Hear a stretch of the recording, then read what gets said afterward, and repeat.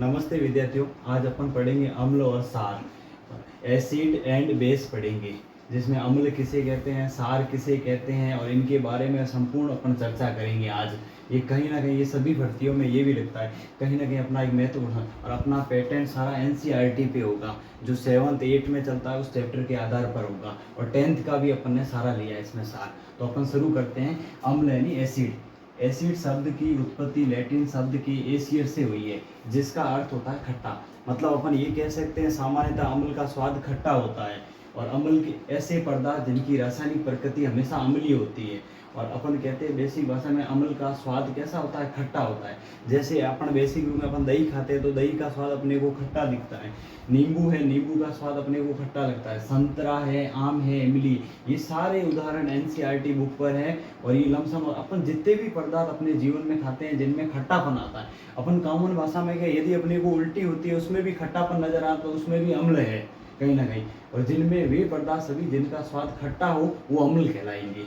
और ये देखो, अम्ल हमेशा नीले लिटमस पत्थर को लाल कर देते हैं। अब देखो, अम्ल के पीछे भी लाल ल आ रहा है, और देखो इसके पीछे भी लाल आ रहा है। तो अपन ये बेसिक भाषा में अपन ट्रिक के साथ याद कर सकते हैं, अम्ल हमेशा नीले लिटमस पत्थर को लाल कर देते हैं, और साल इसके अपोजिट होंगे, अपन उस टाइम पढ़ेंगे, अभी ये पढ़ रहे हैं। अब देखो, ये लिटमस पत्थर आया, लिटमस पत्थर यहाँ एक सूचक का काम कर रहा है, और सूचक वही होते हैं जो अम्ल और सार की पता लगाने के लिए जिनका प्रयोग किया जाता है। ये प्रकृति इनकी देखो, अम्ल और सार की प्रकृति का पता लगाने के लिए अपन सूचक का प्रयोग करते हैं, और ये सारे प्राकृतिक सूचक होते हैं। तो ये भी एनसीईआरटी में अच्छे उदाहरण दे रखे थे, तो अपन को ये याद भी करने हैं कि और परीक्षा में अपने को ये भी पूछ सकते हैं कि प्राकृतिक सूचक कैसे होते हैं। जैसे हल्दी है, लिटमस पत्थर है, गुड़हल की पंखुड़ियाँ है, ये सारी प्राकृतिक सूचक है। अब देखो, लिटमस पत्र को लाइकेन से प्राप्त किए जाते हैं, और लाइकेन को अपन को पता है सामान्य भाषा में कहते हैं प्रकृति का मित्र भी कहा जाता है, क्योंकि ये देखो वही उगते हैं जहाँ पर पोल्यूशन फ्री हो, जहाँ पर पोल्यूशन वगैरह नहीं हो। और अपन कह सकते हैं लाइकेन को प्राप्त किया है शैवाल और कवक से, ये दोनों का सहजीवी के रूप से लाइकेन प्राप्त होता है। अब देखो, अम्ल होते हैं, अम्ल का पीएच मान 7 से कम होगा, हमेशा अम्ल का पीएच मान 7 से कम होगा। और जब अम्ल और धातु के साथ क्रिया करते हैं तो हमेशा हाइड्रोजन गैस देंगे, और अम्ल H+ आयन। तो अपन ये परिभाषा में कह सकते हैं वह जलीय विलयन जो जल के साथ रिएक्शन करके हमेशा H+ आयन देते हो। सार इसके अपोजिट होंगे, OH- हाइड्रोजन आयन देते हैं। तो अपन इसी भाषा में पढ़े। अब देखो, अम्ल कैसे होते हैं, स्वाद में खट्टे, ये नीले लिटमस पत्र को लाल कर देते हैं। लिटमस पत्र क्या होता है, लिटमस पत्र अपन लाइकेन से प्राप्त करते हैं। सूचक क्या होते हैं, जो अम्ल और सार की प्रकृति के पता लगाने के लिए प्रयुक्त किए जाते हैं, जैसे हल्दी है, लिटमस पत्र है, गुड़हल की पंखुड़ियाँ है, ये प्राकृतिक सूचक है। और अम्ल का हमेशा पीएच मान 7 से कम है, यदि इनका पीएच मान 7 से कम है तो अपन कह सकते हैं ये अम्लीय प्रवृत्ति के हैं। और अम्ल और धातु के साथ क्रिया करके ये हमेशा हाइड्रोजन गैस देंगे, H+ गैस देंगे। अब देखो, इसी में अपन पढ़ रहे हैं बेस यानी सार। अब देखो, ये स्वाद में हमेशा ये कैसे होते हैं, कड़वे होते हैं।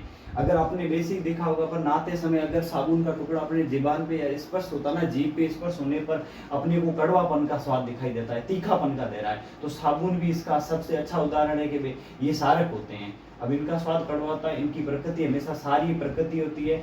और ये देखो, लाल लिटमस पत्र को नीला कर रहे हैं, और अपन ने यहाँ क्या पढ़ा था कि अम्ल के पीछे भी ल आ रहा है, और यहाँ भी ल आ रहा है, देखो लास्ट में भी। तो अम्ल नीले लिटमस पत्र को लाल करते हैं, और ये लास्ट लिटमस पत्र को नीला करते हैं। और लिटमस पत्र अपन पढ़ चुके हैं। अब पढ़ते हैं कि इनका पीएच मान हमेशा 7 से अधिक होगा, यदि जिनका पीएच मान 7 से अधिक है वो अम्लीय प्रवृत्ति की है, जिनका पीएच मान 7 से कम है वो अम्लीय प्रवृत्ति की, और जिनका पीएच मान 7 से अधिक है वो क्षारीय होते हैं। जैसे इनका पीएच मान लगभग 7 से 14 तक हो सकता है, ये मैंने एनसीईआरटी 7th की बुक से लिया है। इनका पीएच मान 7 से 14 तक हो सकता है, और ये सारे जल में घुलनशील होते हैं, इसलिए इन्हें सारे। अब जैसे देखो, KOH पोटेशियम हाइड्रोक्साइड है, जैसे ये साबुन का उदाहरण है, इनमें साबुन होते हैं। ये देखो, NaOH सोडियम हाइड्रोक्साइड, और देखो NaHCO3 बेकिंग सोडा, जिसे कहते हैं खाने का सोडा। अब ये कॉमन, अभी हाल ही में एक परीक्षा हुई थी, मैंने प्रश्न देखा था कि बेकिंग सोडे में कौन सी गैस निकलती है, तो अपन कह सकते हैं बेकिंग सोडे में बुलबुले होते हैं, और बुलबुले किसके कारण होते हैं, CO2 के कारण होते हैं। अब इसका सेकंड, अगर आपको यदि अच्छा लगा है तो आगे लाइक और शेयर करना। और इसका सेकंड पार्ट कल अपन पढ़ेंगे, अम्ल किस में पाया जाता है, जैसे कि चींटी के डंक में कौन सा पाया जाता है, बिच्छू के डंक में कौन सा पाया जाता है, सिरका में कौन सा अम्ल पाया जाता है, टमाटर में कौन सा पाया जाता है, गाजर में कौन सा पाया जाता है। अपन एनसीईआरटी के अम्ल के लमसम 15 उदाहरण लेंगे और सार के भी उदाहरण लेंगे, कौन कौन सी जगह पाया जाता है। यदि आपको अच्छा लगा है तो आगे जाके शेयर करें। धन्यवाद।